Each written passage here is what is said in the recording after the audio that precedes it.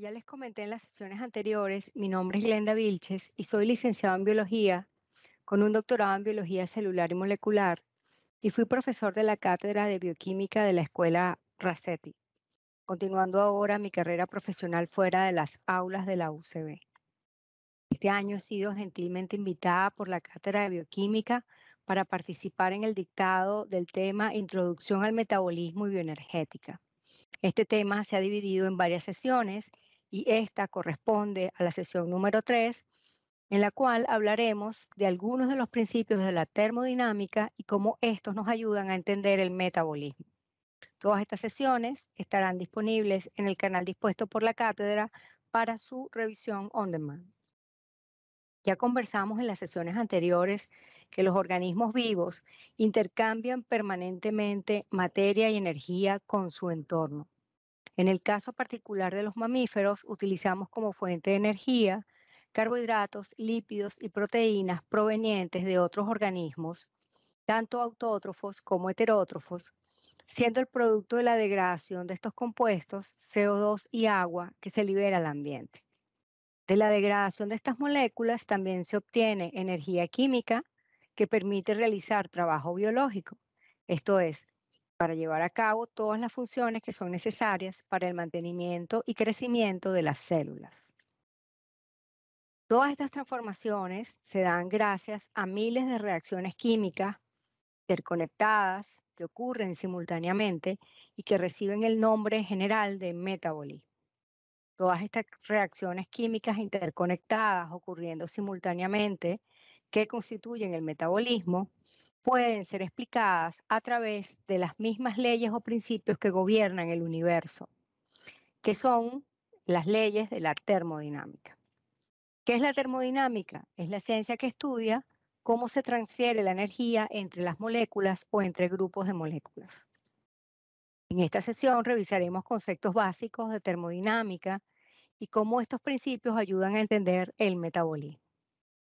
Revisaremos primero la primera ley de la termodinámica o la ley de conservación de la energía, la cual dice que la energía no se puede crear ni destruir, solo puede transformarse o transferirse de un objeto a otro.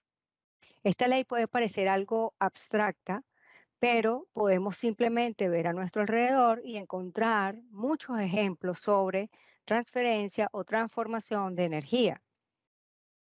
En primer lugar, la energía química almacenada en una batería es transformada en energía lumínica cuando encendemos una linterna. La energía eléctrica se transforma en energía calórica cuando encendemos un horno para cocinar alimentos. La energía química presente en los hidrocarburos se transforma en energía mecánica cuando ponemos en marcha un automóvil. Y finalmente la energía solar se transforma en energía química que encontramos en los carbohidratos de una fruta, por ejemplo, la cual podemos transformar a su vez en energía mecánica cuando manejamos una bicicleta o cuando caminamos. De los ejemplos que acabamos de comentar, podemos ver que aunque la energía no puede ser creada ni destruida, sí puede cambiar de una forma a otra. Y además existen múltiples y diversas formas de energía. La segunda ley de la termodinámica dice textualmente que todos los procesos espontáneos se producen en la dirección que incrementa el desorden total del universo. En consecuencia, la materia y la energía se desorganizan más. Ejemplifiquemos esta ley. Si en un vaso de agua dejamos caer unas gotas de tinta, lo que ocurre es que las moléculas que conforman la tinta se dispersan entre las moléculas de agua, de tal manera que al cabo de unos minutos están homogéneamente dispersas por todo el agua, por todo el vaso de agua, moviéndose al azar. El estado donde las moléculas de tinta están distribuidas al azar por todo el vaso es un estado más desordenado que todas las moléculas de tinta formando una gota dentro del vaso de agua. Hay varios conceptos importantes que podemos resaltar con este ejemplo. Uno es que la dispersión de moléculas de tinta es un proceso que ocurre espontáneamente. No requiere ninguna intervención externa para que este proceso ocurra. Por lo tanto, los procesos en los cuales se incrementa el desorden son procesos espontáneos, tal como lo enuncia la segunda ley de la termodinámica. En segundo lugar, desde el punto de vista de la bioenergética, un proceso espontáneo es aquel que ocurre sin un aporte de energía. Entonces, la dispersión de las moléculas de tinta hacia un estado más desordenado ocurre sin necesidad de que se aporte energía externamente. Y el tercer concepto es que los procesos espontáneos ocurren hasta que se alcanza un equilibrio. En el caso del ejemplo, hasta que las moléculas de tinta están homogéneamente dispersas por todo el vaso. Ahora, ¿cómo se mide la capacidad que tiene una molécula para realizar trabajo biológico? Esta capacidad para realizar trabajo biológico se mide a través de un parámetro conocido como energía libre de Gibbs. Este es un parámetro que permite cuantificar todas las formas de energía involucradas en un proceso.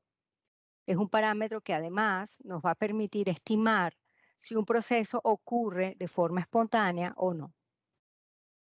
Cuando se analiza una reacción química, tanto los reactantes como los productos tienen una energía libre de Gibbs asociada. Para conocer si la transformación de reactantes en productos es un proceso espontáneo o no, es necesario calcular la variación de energía libre de Gibbs conocida como delta de G, que por convención siempre será la diferencia entre la energía libre de los productos menos la energía libre de los reactantes. Entonces, existen tres posibles situaciones. Cuando el delta de G es positivo, mayor que cero, cuando el delta G es negativo, menor que cero, o cuando el delta G es igual a cero. Si el delta G es positivo, esto significa que el nivel energético de los reactantes es menor que el nivel energético de los productos. Es decir, para que los reactantes se puedan convertir en productos, se requiere que se suministre energía, de tal manera de incrementar el nivel energético de los reactantes hasta el nivel energético de los productos. Los procesos que requieren que se les suministre energía para que ocurran no son procesos espontáneos, requieren una intervención externa. Es importante resaltar que no espontáneo no quiere decir que no puedan ocurrir.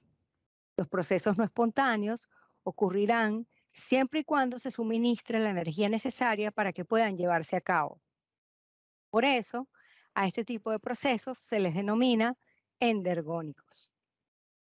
Ahora, si el delta de G es menor que cero, es negativo, esto significa que el nivel energético de los reactantes es mayor que el nivel energético de los productos. Es decir, que los reactantes al transformarse en productos disminuyen su nivel energético y esta energía, este diferencial de energía puede liberarse al ambiente.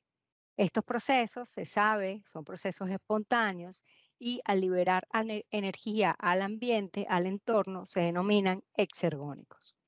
Finalmente, si el delta G es igual a cero, la transformación de reactantes en productos o de productos en reactantes ocurre sin un aporte de energía. Es decir, existe la misma probabilidad que ocurra la reacción directa o la inversa. Entonces se dice que el sistema está en equilibrio. Analicemos un ejemplo. Si tenemos dos moléculas, A y B, ¿qué proceso ocurre espontáneamente? ¿La transformación de A en B o la transformación de B en A? Analicemos un ejemplo. Tenemos dos productos A y B. ¿Qué proceso ocurre espontáneamente? ¿La transformación de A en B o la transformación de B en A? Conociendo la energía libre de Gibbs de cada compuesto, podemos saber en qué sentido ocurre la reacción espontánea. Si, por ejemplo, la energía libre de Gibbs asociada al compuesto A es 10 kJ por mol y la del compuesto B es 15 kJ por mol, entonces, para la reacción donde A es el reactante y B es el producto, el delta G de la reacción es de más 5 kJ por mol. Desde el punto de vista bioenergético, un delta G positivo implica que el nivel energético de los reactantes está por debajo del nivel energético de los productos, de tal manera que para poderse llevar a cabo la reacción necesita un aporte externo de energía. Si el proceso requiere un aporte externo de energía, una intervención externa, entonces no es un proceso espontáneo y además es endergónico. Ahora consideremos la reacción inversa, la conversión de B en A. Para esta reacción, donde B es el reactante y A el producto, el delta G tiene un valor de menos 5 kJ por mol. Desde el punto de vista bioenergético, el nivel energético de los reactantes es más alto que el de los productos, por lo tanto, cuando la reacción procede, el sistema libera al ambiente una determinada cantidad de energía, en este caso equivalente a 5 kJ por mol. Entonces, este proceso es espontáneo y a este tipo de reacciones se le denomina exergónicas. El delta G no es una constante, es una variable que puede verse influenciada por parámetros como la temperatura o la concentración de productos y reactantes. En los libros encontrarán frecuentemente el valor de delta G sub 0, el cual hace referencia al valor de delta G de una reacción, pero exclusivamente en condiciones estándar, esto es, pH 7, 25 grados centígrados de temperatura, presión de una atmósfera y concentración de productos y reactantes igual a 1 molar. En condiciones no estándar, el valor de delta G se representa sin el superíndice 0. Ahora, hago esta diferencia porque el valor de la energía libre de Gibbs asociada a una reacción puede cambiar tanto en valor como en signo dependiendo de las condiciones en las cuales ocurra. Este concepto es importante considerarlo porque una reacción puede tener un delta G estándar, por ejemplo, positivo, y un delta G en otra condición negativo. Dicho en otras palabras, los valores de delta G estándar no necesariamente describen si el proceso es espontáneo en condiciones fisiológicas, porque frecuentemente las condiciones celulares suelen ser distintas de las condiciones estándar, especialmente por las concentraciones de productos y reactantes. Por otro lado, encontrarán en los libros otros términos relacionados a la energía libre de Gibbs. Estos son la entalpía y la entropía. La entalpía cuantifica el flujo de energía calórica en una reacción. Es decir, a diferencia de la energía libre de Gibbs, que cuantifica todos los tipos de energía involucrados en una reacción, la entalpía cuantifica solo energía calórica. La entalpía se representa por la letra H y para una reacción, la diferencia de entalpía se define por convención como la diferencia entre la entalpía de productos menos la entalpía de los reactantes. En este sentido, si el delta H es negativo, eso significa que el nivel calórico de los reactantes es mayor que el nivel calórico de los productos y por lo tanto, cuando la reacción ocurre, se libera energía calórica al entorno. A este tipo de reacción se le denomina exotérmica. Por otro lado, si el nivel calórico de los reactantes es menor que el nivel calórico de los productos, cuando la reacción ocurre, se debe absorber calor del entorno y a este tipo de reacciones se les denomina endotérmica. Un ejemplo de una reacción endotérmica es la transformación de agua en estado sólido a agua en estado líquido, es decir, cuando un hielo se derrite, por ejemplo, a 25 grados. Para que este proceso ocurra, el agua en estado sólido debe absorber energía del ambiente, por lo tanto, la reacción es endotérmica. Por lo tanto, la reacción es endotérmica. Un ejemplo de un proceso exotérmico es un proceso de combustión, cualquier proceso de combustión. Cuando se quema la madera, se transforma en cenizas y simultáneamente se libera calor al ambiente. Tanto las reacciones endotérmicas como las exotérmicas son procesos espontáneos, por lo cual la entalpía, aunque da información sobre los cambios calóricos de la reacción, no nos permite predecir si el proceso es o no espontáneo. Otro punto importante desde la perspectiva de los sistemas biológicos es que estos no pueden extraer energía para realizar trabajo biológico a partir del calor. El otro parámetro relacionado a la energía libre de Gibbs es la entropía, la cual mide el grado de desorden de un sistema. La diferencia de entropía se calcula por convención como la diferencia entre la entropía de los productos menos la entropía de los reactantes. Y según el enunciado de la segunda ley de la termodinámica, una reacción será espontánea si ocurre en el sentido en el cual se incrementa el desorden. Entonces, si la diferencia de entropía es positiva, el proceso es espontáneo, mientras que si la diferencia es negativa, el proceso no es espontáneo. Expliquemos este principio.